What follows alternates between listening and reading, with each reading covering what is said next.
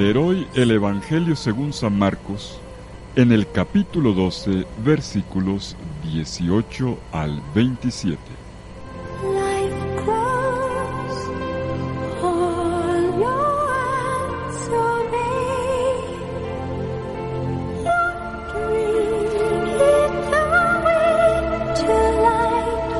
En aquel tiempo se acercan a Jesús unos saduceos, los cuales dicen que no hay resurrección, y le preguntan: Maestro, Moisés nos dejó escrito: si a uno se le muere su hermano, dejando mujer, pero no hijos, que se case con la viuda y dé descendencia a su hermano. Pues bien, había 7 hermanos. El primero se casó y murió sin hijos. El segundo se casó con la viuda y murió también sin hijos. Lo mismo que el tercero, y ninguno de los 7 dejó hijos. Por último, murió la mujer. Cuando llegue la resurrección y resuciten, ¿de cuál de ellos será mujer? Porque los 7 han estado casados con ella. Jesús le respondió: ¿no están equivocados por no entender la Escritura ni el poder de Dios? Pues cuando resuciten, ni los hombres se casarán, ni a las mujeres serán dadas en matrimonio. Serán como ángeles en el cielo. Y a propósito de que los muertos resucitan, ¿no han leído en el libro de Moisés, en el episodio de la zarza, lo que le dijo Dios?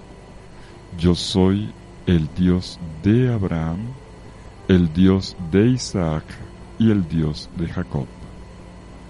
No es Dios de muertos, sino de vivos. Están muy equivocados.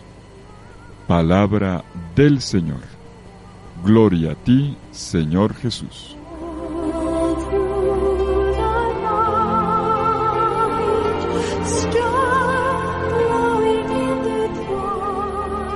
Hemos retomado, ya en esta semana novena del tiempo ordinario, nuestra lectura del Evangelio según San Marcos, y vamos en el capítulo 12. Jesús se encuentra en la explanada del templo y allí sostiene una serie de discusiones, de controversias con las autoridades judías, con los fariseos y con el movimiento de los saduceos.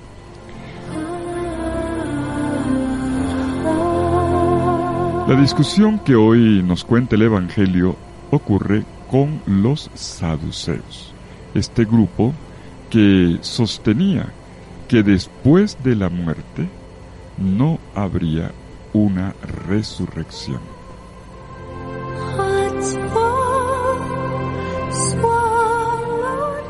Y la cuestión parte de los mismos saduceos que vienen a plantearle a Jesús una pregunta precisamente sobre la resurrección en la que ellos no creen. Una pregunta con doble intención. No, una por hacer hablar al maestro, pero por otra para poner en ridículo la doctrina de la resurrección.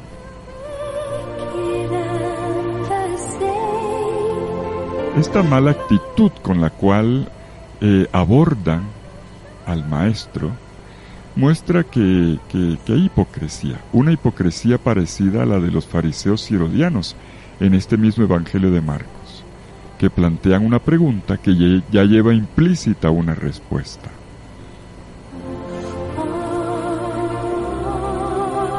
Y bueno, para lograr su objetivo se valen de una historia matrimonial.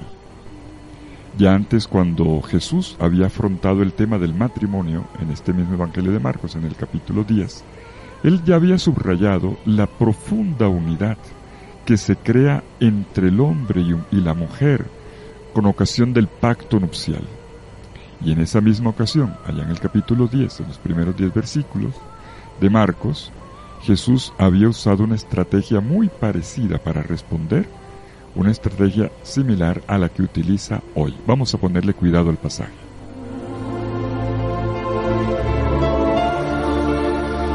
En realidad se trata, para que entendamos mejor esta página del Evangelio, se trata de 2 lógicas puestas en contraste. dos mentalidades, dos universos mentales puestos en contraste. Los saduceos, comencemos con ellos, que son los que plantean la pregunta, a ver qué es lo que están pensando cuando plantean la historia y la pregunta. Los saduceos evocan ante Jesús una norma, una ley que está en el Antiguo Testamento. Se llama la ley del levirato, apoyándose en la autoridad de Moisés. Es una ley que viene de Moisés. Está en Deuteronomio capítulo 25, versículos 4 a 6.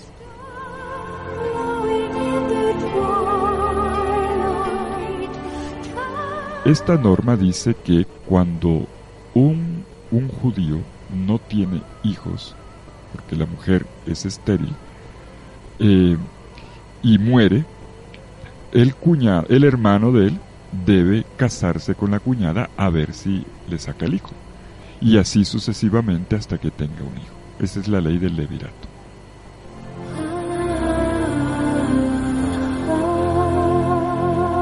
Esto tiene su lógica jurídica. Y Jesús va a jugar las mismas cartas que le ponen, cambiando la lógica del raciocinio. Ellos apelan al Deuteronomio para hacer su argumentación. Jesús les va a responder también con la autoridad de la Sagrada Escritura, pero con un pasaje anterior al del Deuteronomio, al del don de la ley. Jesús se remonta hasta la revelación misma de Dios a Moisés en la zarza ardiente, donde Dios pronunció su nombre, su identidad propia. En Éxodo 3:6, yo soy el Dios de Abraham, el Dios de Isaac y el Dios de Jacob. Y es así como en este choque, citando dos textos diferentes, uno cita la norma sobre el matrimonio, Jesús cita la revelación de Dios en la zarza ardiente, tenemos una paradoja, tenemos contraste de mentalidades. Y notemos la pedagogía de Jesús. A quien enfatiza la autoridad de Moisés, Jesús le contrapone la del mismísimo Dios. A quien se enorgullece de conocer la ley y todas las argucias jurídicas, Jesús le declara que la perspectiva adoptada es signo de una lectura miope de la Biblia, causada por la ignorancia y por la sobrevaloración, por la ignorancia más bien, desconocimiento del poder de Dios. Además, a quien está demasiado apegado al presente, Jesús le abre un horizonte futuro que incita a sus adversarios a través de la mención de los ángeles, que por cierto los saduceos también negaban que existieran.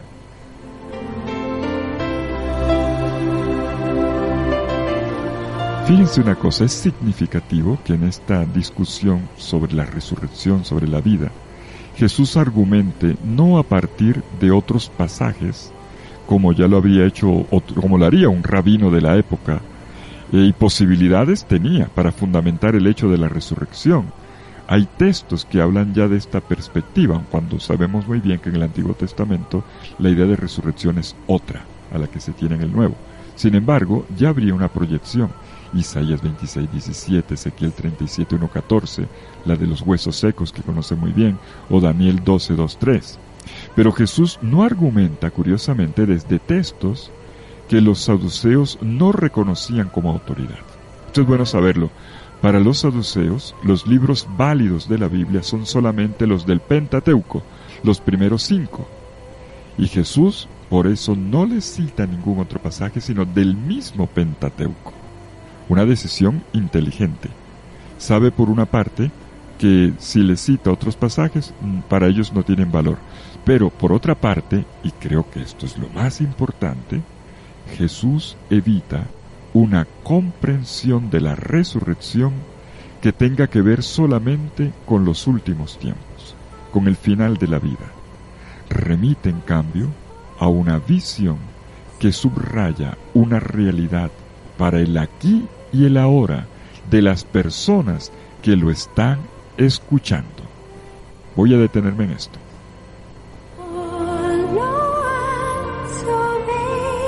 Examinemos el texto. El caso presentado, expuesto por los saduceos, es dicho con mala intención. ¿Cómo creer en la resurrección de los muertos cuando no se sabe con quién se queda al final una mujer que ha tenido 7 maridos? Y ellos lo hacen con sorna. Ellos exponen una situación ridícula que hace que el tema se desacredite. Sin embargo, el caso es interesante. ¿Por qué? Porque ellos parten de un deber primordial que todo israelita tiene, esto es de su cultura, antropología bíblica. Todo israelita tiene el deber de transmitir la vida. Sean fecundos y multiplíquense, ha dicho el Señor en Génesis 1:28. Y en función de ese deber es que se crea la norma del levirato. Es decir, que si una mujer no tiene hijos y el marido se muere, los cuñados van con ella a la cama a ver si logran que tenga un hijo. Este afán de transmitir la vida, tener un hijo a toda costa, tiene por detrás otra preocupación, que es muy de la mentalidad semítica. Superar la barrera infranqueable de la muerte, el límite de todos los límites, como trascendiéndose a sí mismo en un hijo. Lo digo de otra manera, a través de la descendencia, mi vida continúa. Es una forma de darle sentido a la vida, que se acaba con la muerte. Y esto es lo que está muy presente en la cultura semítica, y por eso el afán de tener hijos. Ahora bien, en el ejemplo expuesto, el del levirato, el de casarse con la mujer que no ha tenido hijos, los cuñados, esta mujer que resulta en la cama de sus 7 cuñados para ver si por fin tiene un chino, suena raro y hasta brutal. La preocupación claramente es la sobrevivencia, hacerse un nombre asegurando un descendiente con un hijo macho. En el contexto social, la mujer, perdónenme las damas que me están escuchando, la mujer era vista no como persona, era vista como una propiedad, que con ocasión del matrimonio pasaba del papá al marido. El marido era un sujeto activo, la mujer un sujeto pasivo, era una pertenencia del marido. Así se pensaba en esa época. La mujer estaba para tener hijos y para hacer las tareas domésticas. Todo esto tiene su valor, por supuesto, pero ¿dónde estaba el problema? En que a la mujer no se le reconocía entidad, no tenía ninguna personalidad, era solamente vista como un objeto de reproducción.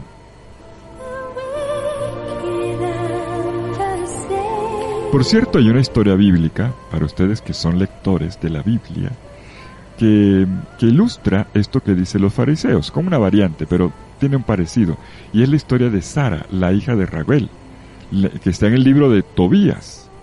A los pretendientes de esta mujer los mataba el demonio Asmodeo en la misma primera noche del matrimonio, cuando iban a la cama. Se le iban muriendo todos los maridos la primera noche. Claro está, en el libro de Tobías, estos 7 hombres no eran hermanos de sangre, y ahí hay una diferencia. Pues bien, Jesús retoma el caso expuesto por los saduceos y subraya que el valor de la vida va mucho más allá de los límites espacio-temporales de la existencia humana. Jesús retoma lo esencial del ejemplo. Sobre la cuestión planteada, y ella de quién será mujer, poniendo el ridículo, y ella te va a resultar con 7 maridos, 7 machos, ¿cómo es la cosa? Ellos lo decían con sorna. Jesús retoma la cuestión sobre de quién será la mujer después de la muerte, para replantear la pregunta. La pregunta en realidad es, ¿a quién pertenecerá mi vida? ¿Hay alguien en quien se apoya mi vida, incluso cuando se escurren los días y se entra en el abismo de la muerte, lo que me sostiene no es una soledad, una vida vivida individualísticamente, sino una relación. Y en una relación es muy importante el sentido de pertenencia.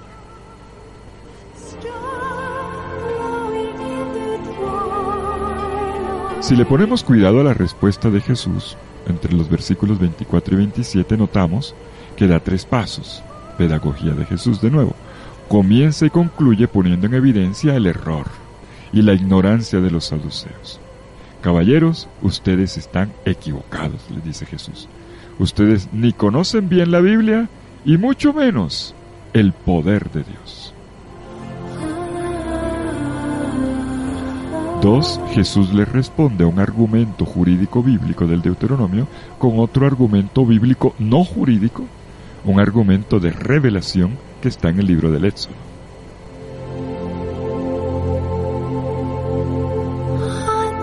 Y 3. Jesús pone en el centro la respuesta sobre el cómo y sobre la realidad de la resurrección. Cuando resuciten de entre los muertos, ni ellos tomarán mujer, ni ellas marido, sino que serán como ángeles en el cielo. Y acerca de los que los muertos resucitan, ¿no han leído ustedes en el libro de Moisés, en lo de la zarza, cómo Dios le dijo: yo soy el Dios de Abraham, el Dios de Isaac y el Dios de Jacob?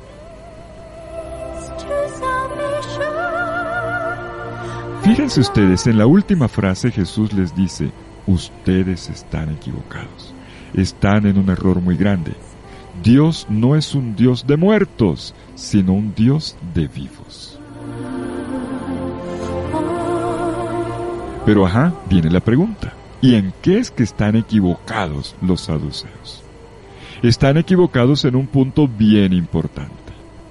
Si Moisés, a quien Dios se reveló con una definición bien precisa, pudo guiar al pueblo de la esclavitud a la libertad, él lo pudo hacer solamente porque estuvo en capacidad de hacer una inmersión en la experiencia viva de los patriarcas y de su relación con Dios. Ese es el punto. Creer en Dios, según la enseñanza de Jesús, implica ir a la par de la fe en la resurrección.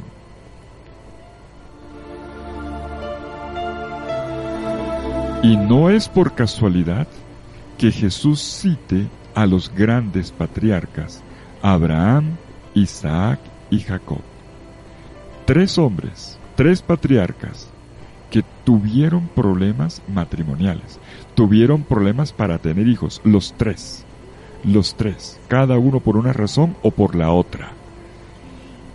Ellos estaban precisamente afanados por transmitir la vida, confiando siempre en el poder vivificante de Dios, que fue el que finalmente abrió los vientres.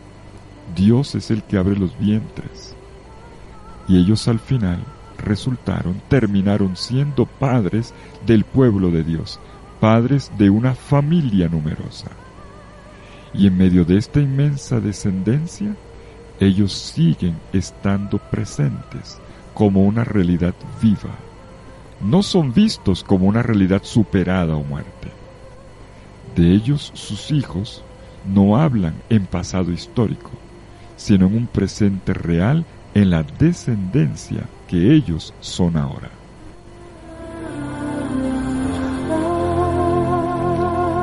Y Jesús no solo cita la historia patriarcal, que es una historia de fecundidad familiar, sino también a Moisés, y lo hace de una manera muy original.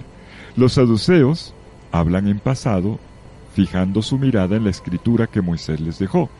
Jesús, por su parte, les muestra la actualidad de esta escritura, remitiéndose a un episodio clave que es el de la zarza ardiente. Allí Dios se reveló como el eterno presente en la historia de sus hijos. La respuesta de Jesús va más allá del tema de la resurrección y recuerda la cuestión matrimonial. subraya algunos aspectos que hay que retomar. Y voy a decir 3, los voy a decir puntualmente. 1.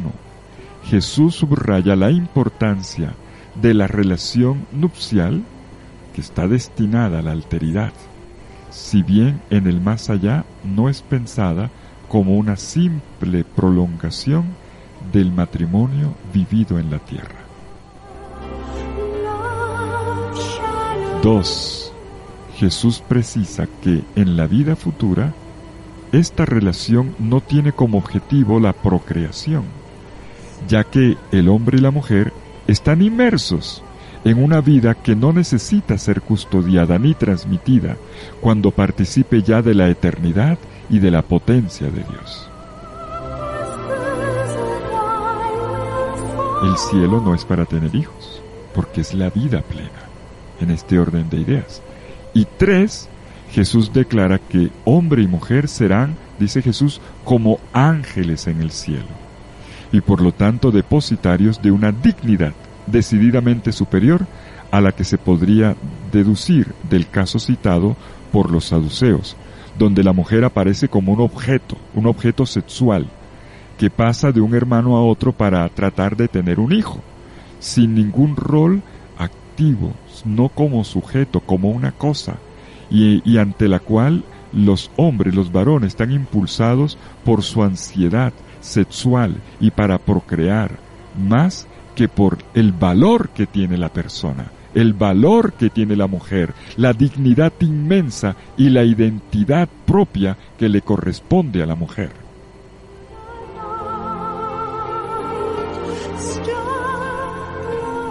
La mención de los patriarcas resulta entonces confirmando la importancia de una relación de alto nivel destinada a durar en el tiempo.